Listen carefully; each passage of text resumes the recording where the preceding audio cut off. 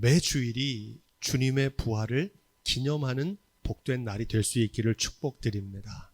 왜냐하면 우리가 드리는 이 주일은 안식 후 첫날 곧 주님이 부활하신 날이기 때문입니다. 부활을 믿지 않았던 사두개인들처럼 예수님의 부활을 단지 죽은 육체가 재생되는 것이라고 오해하면 안 됩니다. 예수님의 부활이 전하는 메시지는 의의 최후 승리입니다. 부활을 믿는다는 것은 뭘 믿는 거냐? 의의 최후 승리를 믿는 것입니다. 호세아 2장 15절 아골골짜기로 소망의 문을 삼아주리니, 아골골짜기는 고통의 골짜기, 죽음의 골짜기입니다.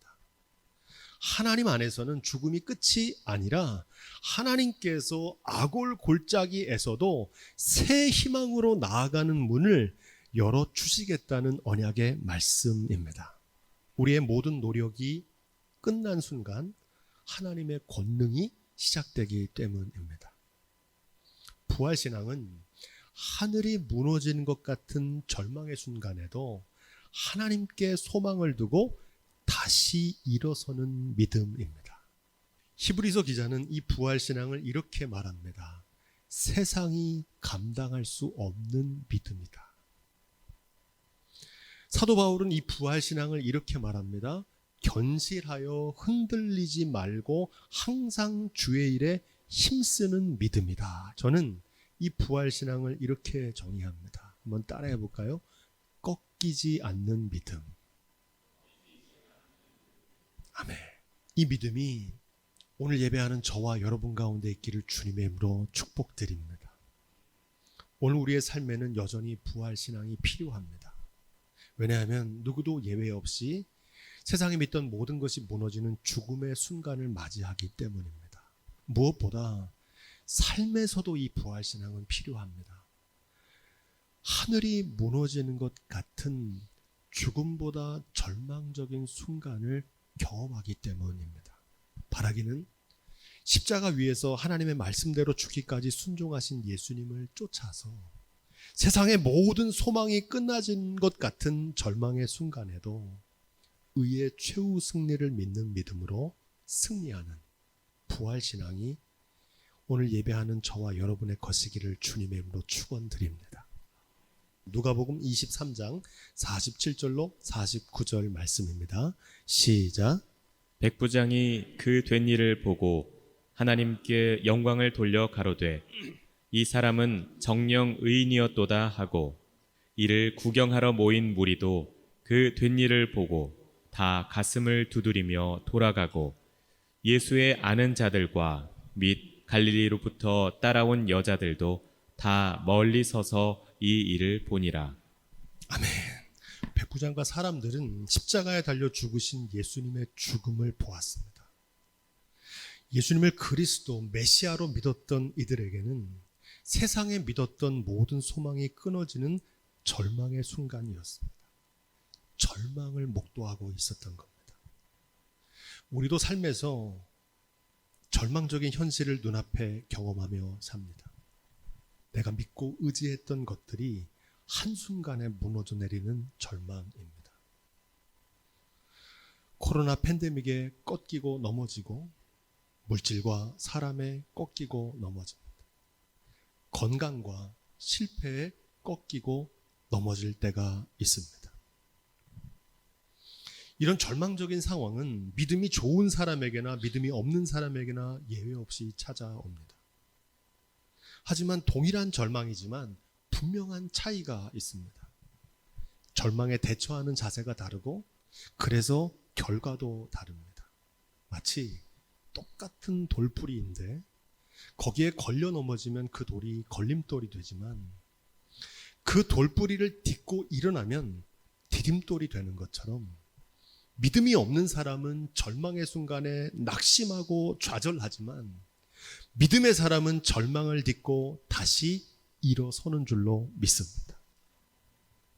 부활신앙은 인생의 걸림돌을 디딤돌로 변화시키는 능력입니다. 절망 중에도 소망을 빼앗기지 않는 꺾이지 않는 믿음입니다. 오늘 말씀에 나오는 백부장의 고백에 주목합니다. 그 된 일을 보고 주님의 십자가의 죽으심을 보고 이 사람은 정령 의인이었도다 이렇게 말합니다. 마태복음에서는 참으로 그는 하나님의 아들이었도다 이렇게 말하면서 하나님께 영광을 돌립니다. 여러분, 로마의 백부장은 누구입니까? 예수님의 소문을 듣고 종이 치유되는 기적을 경험했던 사람입니다. 그는 재판의 전 과정을 보았고 십자가의 죽음을 묵묵히 지켜보았습니다. 그는 이방인이었고 요즘으로 말하면 교회 안 다니는 불신자였습니다. 그는 예수님의 십자가에서 거짓과 음모, 배신과 조롱, 멸시와 수치, 고통과 절망의 죽음을 목격했습니다. 그 가운데 고난에 대처하시는, 절망 중에도 말씀하시는 주님을 똑똑히 지켜보고 내린 결론입니다. 그 결론이 뭡니까? 이 사람은 정령 의인이었도다. 하나님께 영광을 돌렸습니다. 우리도 삶에서 예수님처럼 삶의 위기와 고난을 당할 때 그 절망의 순간에 우리가 어떤 선택을 하고 어떤 결정을 하는지 누군가 지켜보고 있다는 사실입니다. 그 사람이 교회를 다니지 않는 불신자일 수도 있고 우리의 자녀들일 수도 있습니다. 그보다 더 중요한 사실은 고난에 대처하는 우리의 모습을 보고 하나님께 영광을 돌리기도 하고 하나님의 영광을 가리우기도 한다는 사실입니다. 역시 하나님 믿는 사람은 다르구나. 뭐가 달라도 다르구나. 하나님께 영광을 돌리는 것이죠. 하지만 하나님 믿는 사람이나 믿지 않는 사람이나 별 차이가 없이 똑같구나. 하나님 믿어봤자, 예수님 믿어봤자 아무 소용없구나. 때때로 믿음이 없는 불신자만도 못한 경우가 많이 있습니다. 삶에서 만나는 고난과 절망이 너무 크면 살아계신 하나님, 부활하신 예수 그리스도를 까맣게 잊어버리는 신앙인들이 너무 많습니다. 그래서 믿음 없는 사람처럼 말하고 행동합니다. 절망에 대처하는 우리의 모습이 하나님의 영광을 나타내기도 하고 하나님의 이름을 욕되게 할 수도 있다.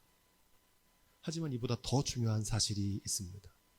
바로 그 고난과 절망의 순간에 주위 사람들뿐만 아니라 하나님께서 우리를 지켜보고 계신다는 사실입니다. 지켜보실 뿐만 아니라 하나님께서 우리의 말에 귀를 기울이십니다. 불평과 원망의 말을 쏟아내는지 기도와 간구를 드리는지 들으십니다. 내 말이 내 귀에 들린 대로 내가 행하리라. 그리고 그 말대로 행하십니다. 누구든지 주의 이름을 부르는 자는 구원하리라. 삶에서 만나는 절망의 순간에 주님의 이름을 부르는 믿음이 저와 여러분 가운데 있기를 주님의 이름으로 축복드립니다. 저는 지난 20년 목회 여정에서 육체적인 질병이나 경제적인 어려움, 해결할 수 없는 절망적인 삶의 문제들을 겪는 가정들을 많이 만났습니다. 그때마다 하나님의 말씀을 증거하면서 이렇게 기도했습니다. 삶의 주관자 되신 하나님, 도무지 해결할 방법이 없습니다. 주님께서 이 절망적인 가정에 새 희망의 길을 열어 주옵소서. 악을 골짜기에 소망의 문을 열어 주옵소서.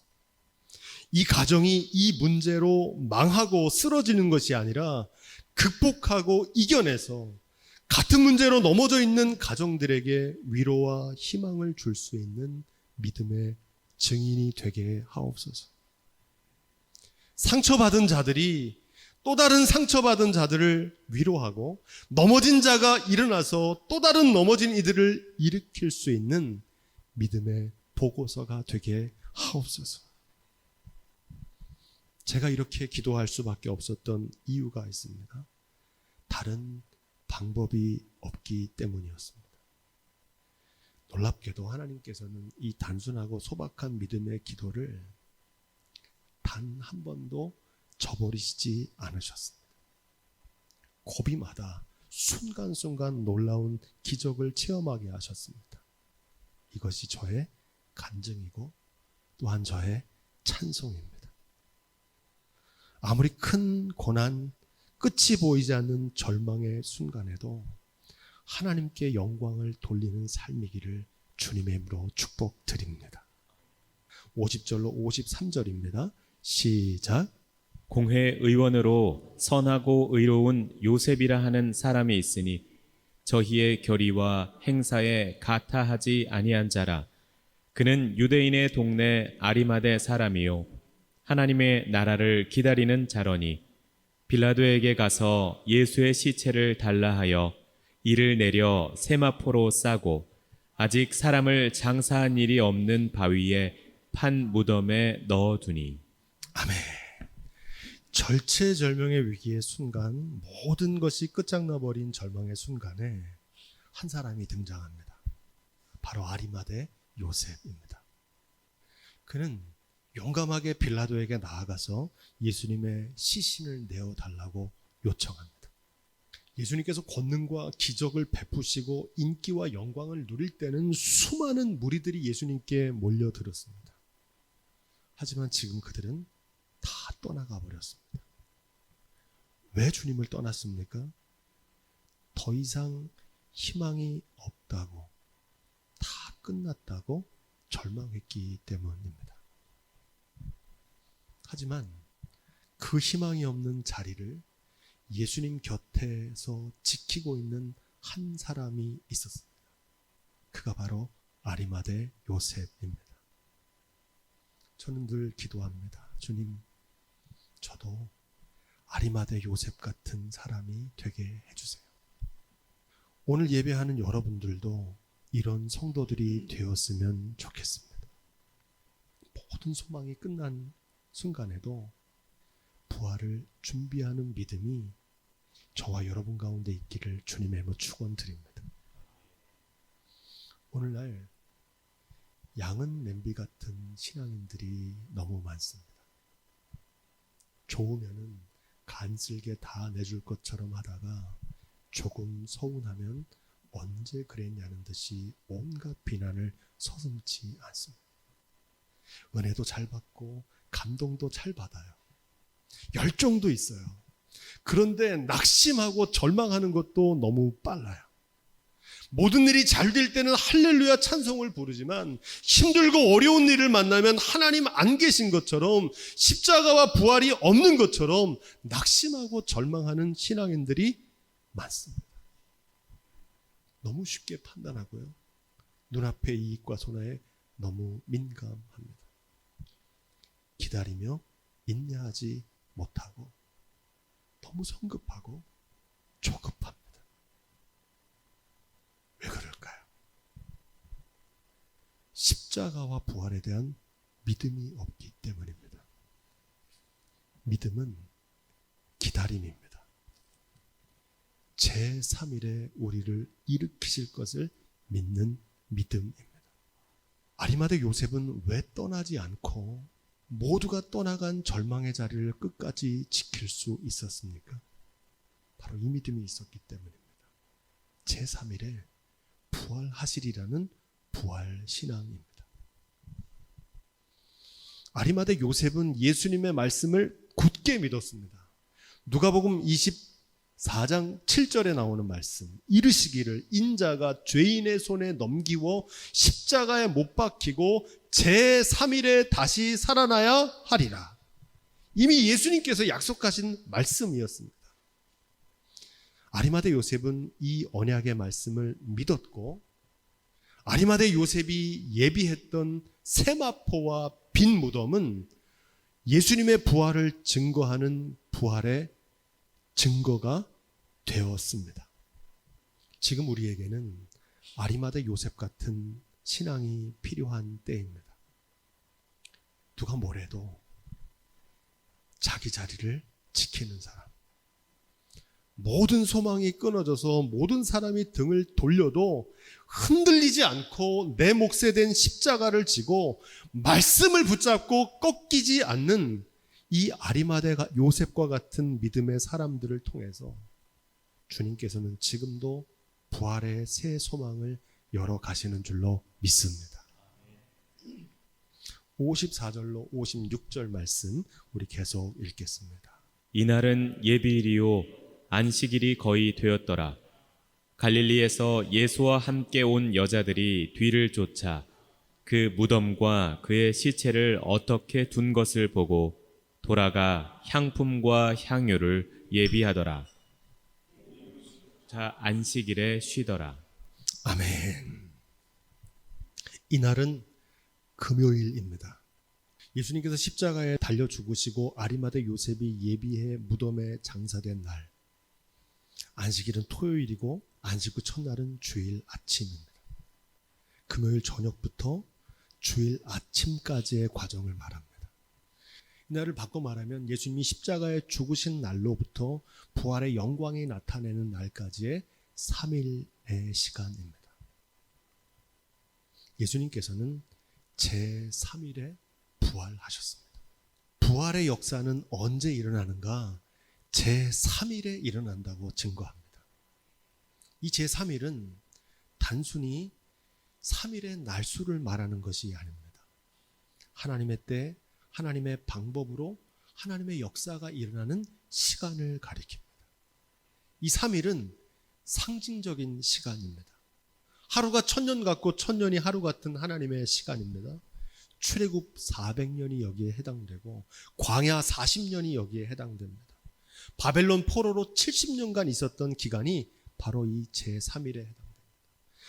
광야 40일, 요한계시록이 증거하는 한 때와 두 때와 반 때, 3년 6개월, 1260일. 기간과 모양은 다르지만 절망에서 소망으로 인도하시고 고난 중에도 영광을 나타내시는 하나님의 때와 하나님의 방법을 증거하는 시간인 줄로 믿습니다. 이게 제3일입니다. 요나서 1장 17절에 보면 요나가 3일 3야를 물고기 배에 있느니라 이렇게 말합니다. 요나가 물고기 뱃속에 있었던 이 3일은 예수님께서 사흘 만에 부활하심을 예표하는 말씀입니다.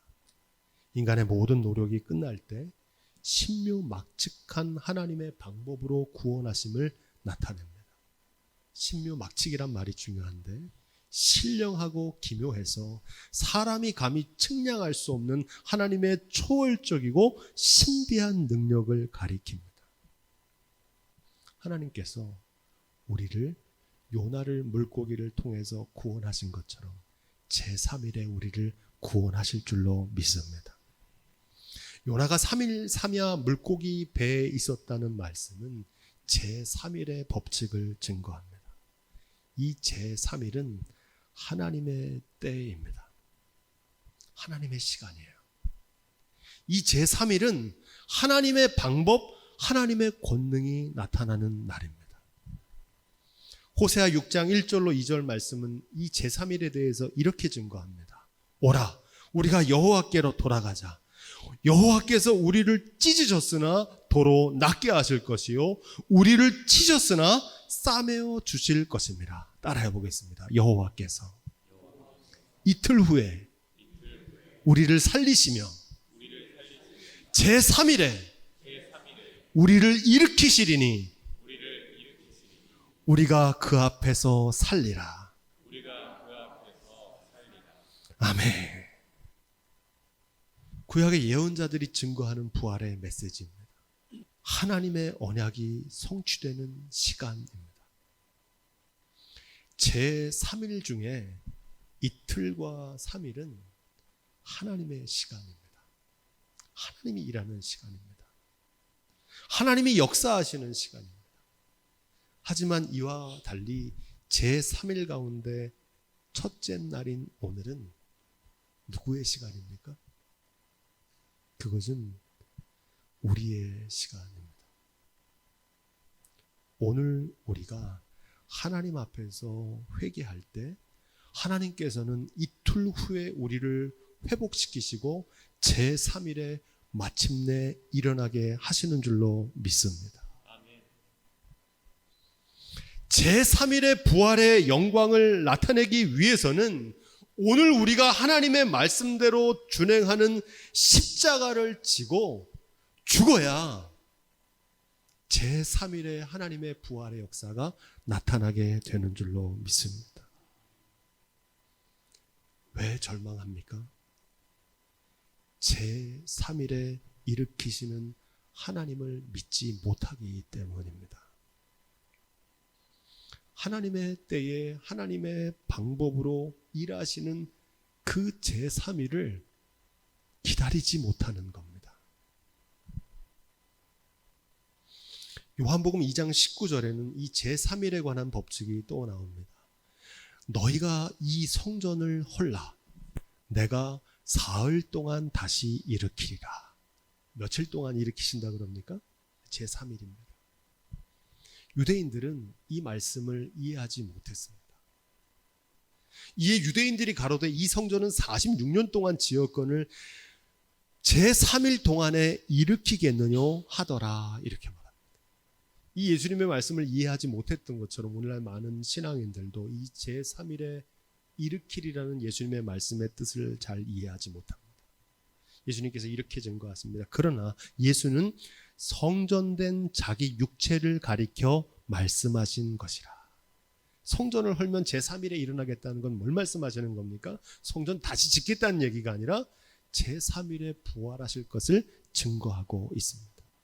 죽은 자 가운데서 살아나신 후에야 제자들이 이 말씀하신 것을 기억하고 성경과 예수의 하신 말씀을 믿었더라 이렇게 기록합니다. 이 말씀은 예수님께서 십자가에서 죽으시고 사흘 만에 부활하실 것을 증거하는 말씀입니다. 여러분, 사흘 만에 성전을 다시 짓는 부활의 역사는 어디서부터 시작됩니까?